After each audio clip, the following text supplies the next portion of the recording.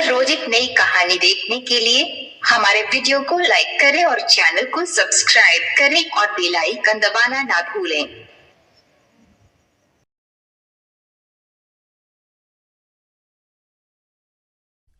कौन बनेगा नेता?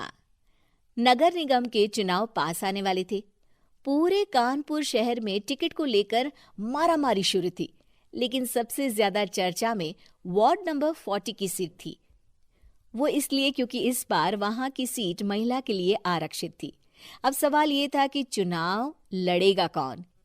इससे पहले ठाकुर साहब वहां से पार्षद थे और इस बार उन्होंने अपनी पत्नी सीमा ठाकुर को टिकट दिलवाई और ठाकुर साहब की शान के कारण सीमा जी ने 20,000 वोटों से चुनाव जीत लिया। अरे बधाई हो सीमा भाभी, अब तो आप वार्ड की पार्षद बन गई हैं। अब तो हमारे काम आप ही करवाएंगी। अरे ये तो सिर्फ नाम की पार्षद बनी है, वो तो महिला सीट आ गई, वरना पार्षद तो मुझे ही बनना था। अब भले ही चेहरा इसका होगा, लेकिन पावर तो मेरी ही होगी। अरे वाह भाई साहब, क्या दिमाग लगाया है आपने भी। आइए आप लोग, खाना लगा दिया है सबके लिए। सीमा जी पार्षद बन चुकी थीं, फिर भी उनकी एक ना चलती। सारे काम ठाकुर साहब खुद ही संभाल लेते और जहां जरूरत पड़ती वहां सीमा जी का अंगूठा लगवा लेते। सीमा जी ज्यादा पढ़ी लिखी भी नहीं थी। एक दिन ठाकुर साहब और सीमा एक प्रोग्राम में जाते हैं। अरे ठाकुर साहब, आप आ गए। ओहो, पार्षद मैडम भी आ गई हैं। स्वागत है आप दोनों का। लगता है हमारे पार्षद फंड का सही इस्तेमाल हो रहा है। चलिए अब उद्घाटन करते हैं। ये लीजिए ठाकुर साहब कैची, आप ही सबसे पहले प्रवेश कीजिए। सब लोग आगे निकल जाते हैं और सीमा जी पार्षद होने के बावजूद भी पीछे खड़ी रह जाती हैं। वो देखती हैं कि वेलकम बोर्ड पर उनका नाम है, लेकिन महिला होने के कारण कोई उनका सम्मान नहीं कर रहा। अगले दिन एक आदमी उनके घर आता है। अरे ठाकुर साहब नमस्कार। कल ना हम नोटिस किए कि हमारा घर तो अवैध है और नगर निगम वाले उसे तोड़ने आ रहे हैं। अरे कुछ कीजिए ना ठाकुर साहब। देखो भाई, मैं तो ज्यादा कुछ कर नहीं सकता, पर अगर तुम सबकी जेब गर्म कर दो तो कुछ हो सकता है।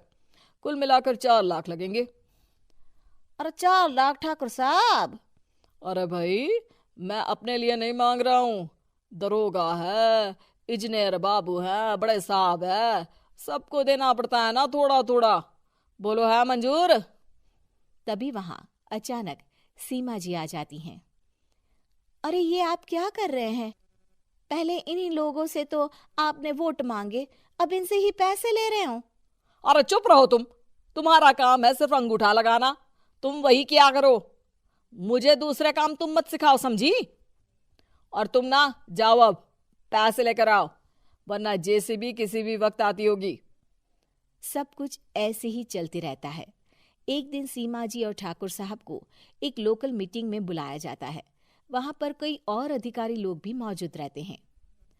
अब मैं चाहूंगा कि ठाकुर साहब हमारे बीच 2 शब्द कहें। मेरे प्यारे भाइयों और बहनों, आज मेरा सौभाग्य है कि मैं आप सबकी सेवा दिन रात कर पा रहा हूँ। आपने मेरी पत्नी को भारी मतों से जिताया है, इसलिए मैं आप सभी का शुक्रगुजार हूँ।